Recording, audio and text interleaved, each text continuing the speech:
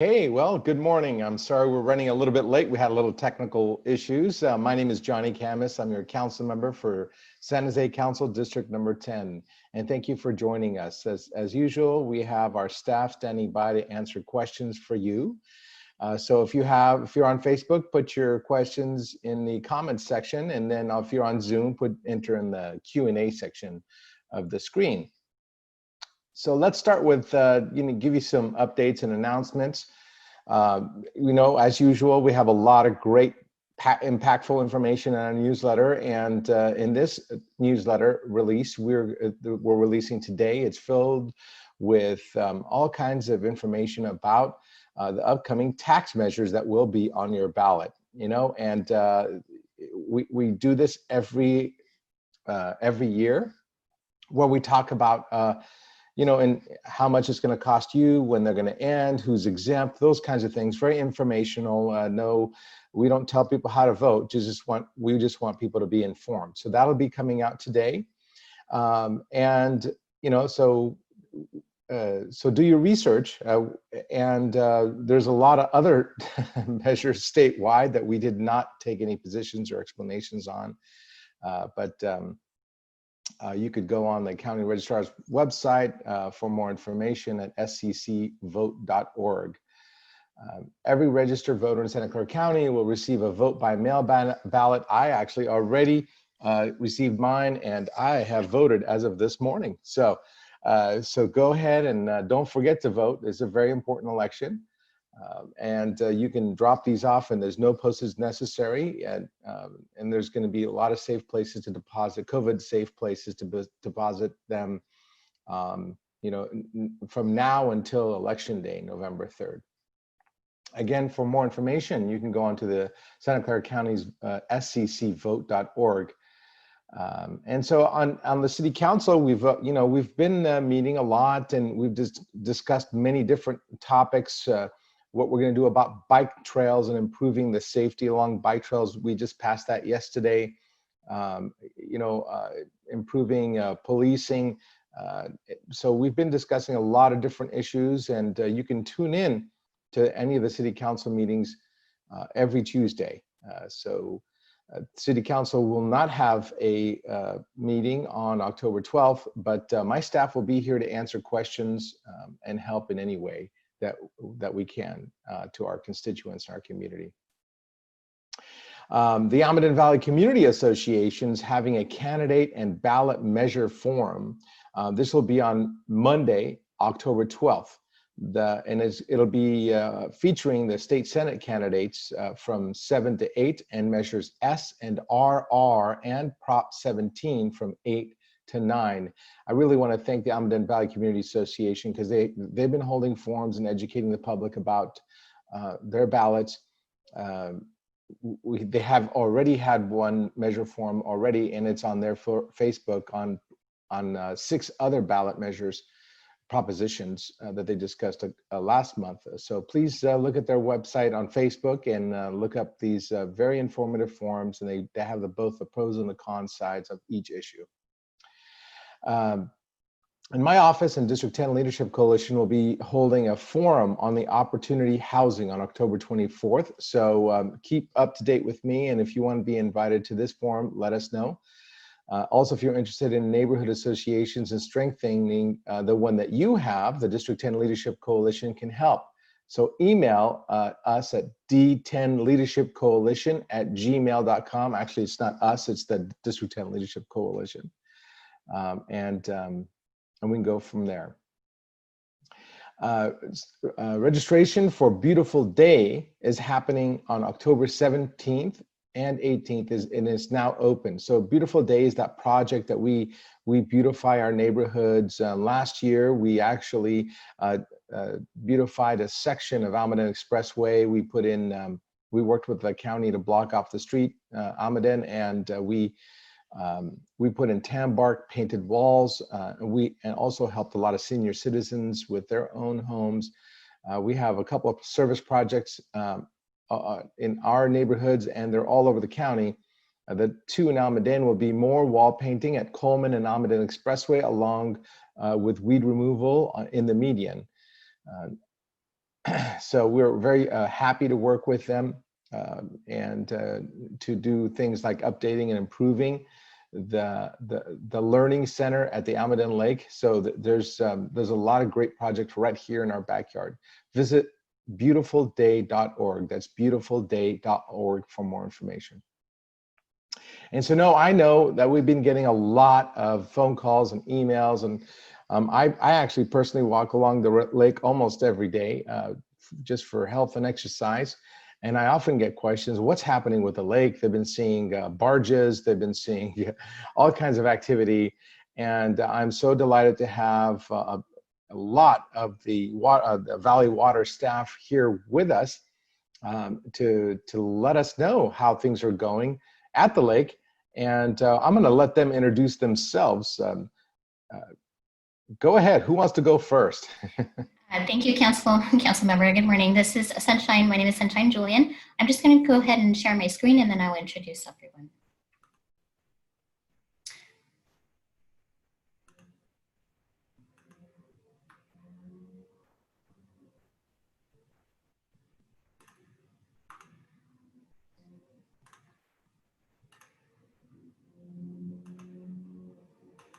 Okay, just making sure everyone can see the screen.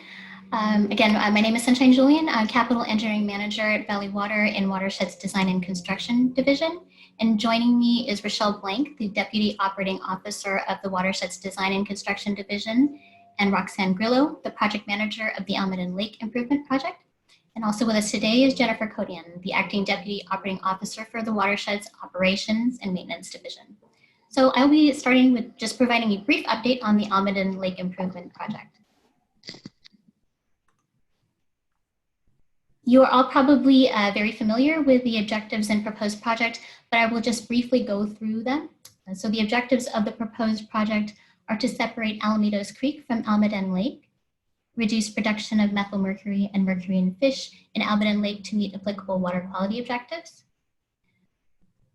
remove potential lake entrainment and impacts from predatory fish to cold water fish, improve temperature conditions for native fish, and minimize impacts to existing recreational features.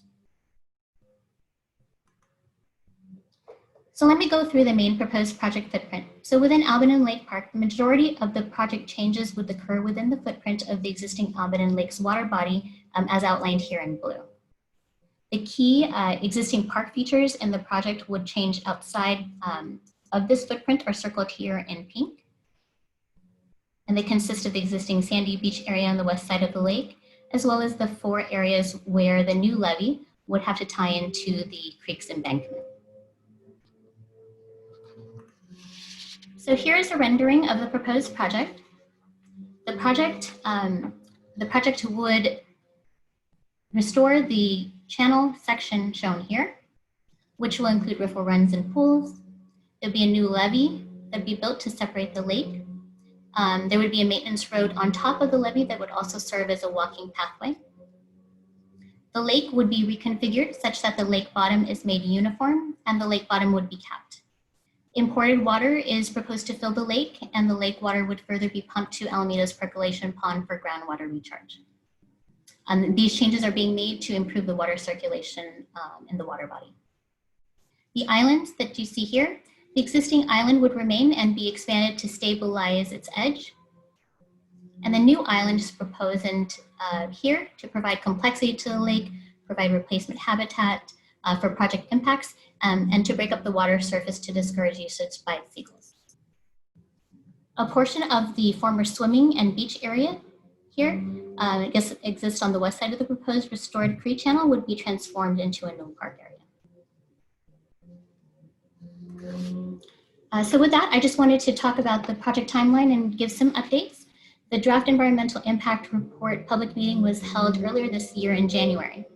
We have been conducting additional geotechnical investigation and analysis over the past few months. And Councilmember referred to the barge that he saw out there. We have also been working with the City of San Jose Parks, Recreation and Neighborhood Services staff on the new park area, and we are approaching completion of the 60% design. We'll then work on submitting the permit applications, and then we plan to present the final environmental impact report to the board by the end of this year or beginning of the new year. We anticipate to start construction in the summer of 2022. So again, I just wanted to provide a brief project overview and project updates.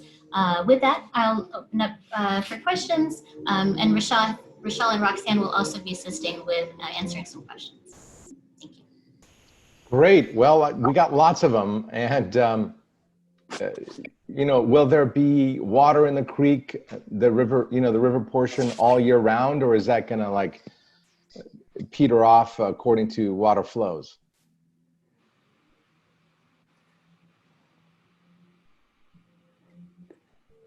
Hi, Director. Johnny Khamis. So this is Rochelle Blank. And in answer to that, you will have seasonal flows. In the winters, when flow is available from rain events, it will be present. In the summer, it tends to peter off, as you suggested, because it's summertime and you don't really have a high influx of rain in the watershed that will drain to the creek. So yes, it'll be seasonally, just like it is in Alameda's Creek in the upper portion above the lake. Okay. So I'm asking these questions. We received them over the last couple of days. Recently there was a fire in the hills there, and they used the lake water with helicopters to fill up these buckets and then drop them on the fire in the Santa Teresa foothills. Will what's happening at the lake be detrimental to any fire retardant efforts in the future? So we do anticipate about a 2-year construction period, and during that time the lake will be separated and we will have to drain it. So the water may not be present for those exact uses. It will just be dependent on the phase of construction. But after construction, that extra island is not going to get in the way? It really depends. I don't really know what the helicopter airspace requirement is. There should be potentially areas between the islands. Yeah, it would be good for us to maybe ask the fire department. I'd love to have you guys ask the fire department before you put the other island in, or at least before you decide on the size of the other island. I'd love to have you guys talk to the fire department and see if it hurts their potential to put out a fire in the foothills. I had another question. Will the paddle boats come back to the lake? Now, the paddle boats are under operation of the city of San Jose. So if their funding still allows for it, yes, the lake can still serve for paddle boating purposes. However, it's also dependent on the water quality. I understand now the water quality has continued to deteriorate as to why paddle boating has even had to cease. The new water source will be imported water, which definitely is slated to be cleaner than current creek water. So on the onset, yes, it may look like you can meet water quality. However, it's our goal to keep the lake refreshed and be able to support city if that's the recreation they want to continue with. Well, good, because the next question is about swimming. Will the water be clean enough and safe to swim in? So that has definitely, we've already heard very clearly from the city they cannot further support swimming. And of course, this water body was not built necessarily by the district to support swimming necessarily. And right now, that it's not the objective of this project is to fully restore swimming. So it really depends on the city, and if you can again show you have the funding to continue with swimming, and that the water quality can meet the water body standards. Yeah, and I think I grew up. Actually, I swam in that lake when I was growing up. Back in my teens. Now I regret it, maybe, but. I think some of the problem is the geese. Is there, how will you guys keep the geese out of the lake? I know that they're supposed to come partially during the year, but they seem to be there year round. I guess I think the city has taken actions on curbing some of the geese expansion by their production, and I do know the city does access the islands and does go around, and used to have a program where volunteers would do what we call addle the eggs. You leave the eggs in the nest so the geese think they have a viable egg to try and hatch, but the eggs are oiled such that they don't come to fruition of, hatching. Okay.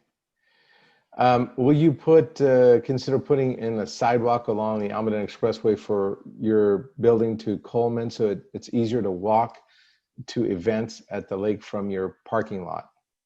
I don't know if I understand that question, but. Yeah, that's probably a recreation on trail question. I think you already have made that connection from the corner of Coleman, but you do have to pass underneath Coleman on your new pedestrian pathway. Yeah. And that circular trail. Yeah, I made that connection. I should know. It took me 5-6 years and $600,000 or $900,000 to get it done. Yeah. Okay. Those are the questions that we received from email. Let's shift questions and go to Q&A from the public. Yeah, you did have a question about the barge this summer. Yeah, the barge, of course. Sorry. Okay. Yeah, regarding that, we're still in our design phase, which means we're still collecting geotechnical information to make sure the design can withstand the lake bottom, the new levee along the lake bottom. And we will be filling in and changing part of the existing former swim hole and beach area.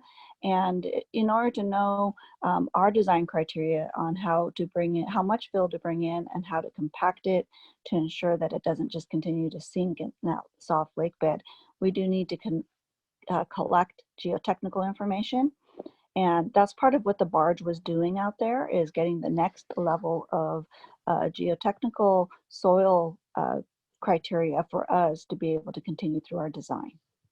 You're doing all this work and to mitigate mercury, but mercury is still flowing down from the hills, right? Correct. So what's to stop it from continuing to accumulate in the same places that it's accumulating? Sure. So right now, the goal of the project isn't to stop the mercury from flowing down. We are looking at, we have started in the upper watersheds, and where Water District has property, we've addressed where potential mercury is collected and potential erosion spots that have exposed existing mercury in the system. But the mercury is really a hazard in a solid water body, not so much in flowing water. And the reason why is in solid water body, you have at the very bottom a chemical process occurring where mercury settles, and in these stagnant waters, it converts to the harmful form, which is what we're trying to address. So by taking the creek offline, you're not letting the mercury continue to flow into the water body itself and settle down at the bottom and convert and then continue to migrate upstream and downstream of the lake. So the mercury could still be present in the creek system, and Valley Water does do our sediment and our other maintenance protocols, where when we do encounter and remove sediment from the system, it's actually easier for us to pinpoint and remove that mercury rather than in the creek lake bottom where we can't really get to it directly, and it is converting and becoming harmful to the environment. Good. I have a non-Almaden Lake related question that's piqued my own curiosity. I've been hearing on the news that you're going to drain Anderson Dam. When is that work going to start? And where are you draining it to? Sure, I can speak to that a little bit. I had been working Sorry, on I took you off the topic here. I apologize, but that's just my own curiosity. Sure, that's okay. So effective October 1st, we have been working with the County of Santa Clara Parks and are closing the recreation on Valley Water property, which includes what we call the Toyon Picnic Group area, which is at the base of the dam, and then the upper boating and parking lot area. We're going to be closing all that off beginning now and probably through about 10 years or till when the project is absolutely completed. The reason why is, we're going to start moving in with our construction work, and we need to occupy those spaces to begin construction. So it's just an unsafe area for the public to continue to be in. As far as the water releases, those also began on October 1st. And as the reservoir is drawn down, we're doing this per the order of the Federal Energy Resource Commission. And as the water is drawn down, the people kind of get a false sense that they can still walk out to whatever existing water is in there. But that underlying reservoir bed is really soft, and there's potential for people and animals to get stuck in the mud, and then we're going to have to go in through an emergency basis to kind of help those people out. So it's just safer to keep people away from the reservoir at this time. The water will be released. We have an existing outlet in the reservoir, and the lowest point, the water will be released to that lowest point. So there'll still be an equivalent of about 3,000 acre feet of water, which is about the size of actually our Almaden or Calero reservoirs. So Anderson is just a very large reservoir, but when that water does reduce down to that level, it becomes equal to one of our other reservoirs. Again, in order for us to conduct our work, we do have to drain it. And the water right now has been being released actually all through the summer, and will continue to be released through about December. And it's actually being put to beneficial use. So we are trying to divert as much as we can to our treatment facilities and divert them into our percolation systems along Coyote Creek downstream of the reservoir. So again, we are trying to put as much of that water to beneficial use. It's just not draining out to the bay at this time. Okay, yeah, well, our percolation ponds are dry, in the Almaden area. I was just wondering if they were going to get filled as well. Yeah, no, not this year. Our groundwater table is in very good condition, and our groundwater area did not see a need to fill those at this time. So that's why the Flashboard Dam this year was not installed. It had nothing to do with a drought year. We just have a healthy groundwater system in this area. Wonderful. That's good to hear, actually. So now, Adrienne or Amal, if you can turn on, let us know what the public is saying, or allow them to speak. I think we got through a lot of the questions, either through the presentation or through the questions that you asked right after, but I believe Adrienne has about 1 or 2 questions, and then I know Valley Water team has to get going, and so we'll just ask a couple of questions, and I'll hand it over to Adrienne. Thanks, Amel. So we have 2 questions from the public. The first one is asking, has the pandemic at all slowed any progress on the Almaden Lake project? Yeah, we actually did see about 1 year delay, and the reason why is it's not considered an essential emergency type project. So this summer we did need to get the barges out there and some information collected, and that requires close contact with people, between people on the barge, to conduct that work. So at the early onset, we weren't able to get that work started until the latter part of this year, when we entered into other phases of the COVID period here. So not collecting that information delays design of the project and finalization of other components. So we've lost about 1 year, we call it a construction season. Okay, thank you. Next question is, will there be a walking path or any kind of connection from the new park to the lake area? Well, you already have 2 pedestrian pathways, one on the downstream side of the Coleman Road, the new one that the one that's been existing there for quite some time, and you have one at the south end of the park before you enter the Los Alamitos Creek Trail in the upstream direction, and those 2 will still remain and serve as your connections. Okay, great, thank you. Those were the questions that I received from the public. So Councilmember Khamis, if you want to welcome them to leave the call then. All right. Well, I want to thank everybody for joining us on the call this morning. Thank you, the Water District, Valley Water, for being on this call and answering all these hot questions from our community. And I think that this, since we didn't get a whole lot of questions from the public on other issues, I want to thank everyone for joining us this morning. And our next community meeting, and this is something I used to do live at the Community Center and at Hub's Coffee. Please continue to go to Hub's Coffee, and all the small business owners have been fighting hard to allow for limited indoor usage of our restaurants and religious facilities. At least the county to follow the state guidelines, and it looks like we've been successful in convincing the county. They're going to allow restaurants to open up for indoor dining up to 25%, which is still about a month behind where the state was allowing it for our area. But for a lot more information, please join me on Saturday, October 10th at 10 a.m. for our community office hours, and we'll have other special guests. So submit your questions in advance by email at district10@sanjoseca.gov.